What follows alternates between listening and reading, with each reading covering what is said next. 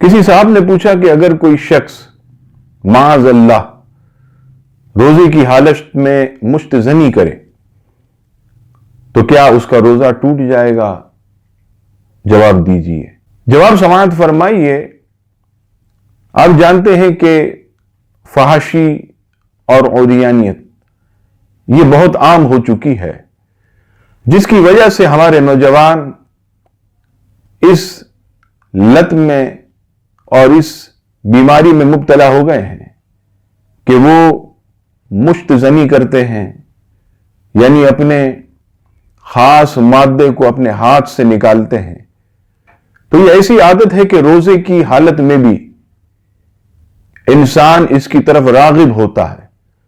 تو اگر کوئی شخص روزے کی حالت میں مشت زنی کرے تو یاد رکھیے گا کہ اس سے اس کا روزہ ٹوٹ جائے گا، لیکن یہاں یہ بات یاد رہے کہ اس کا جو روزہ ٹوٹا اس پر کوئی کفارہ نہیں ہوگا، بلکہ ماہ رمضان کے بعد اسے ایک روزے کی قضا کرنی ہوگی۔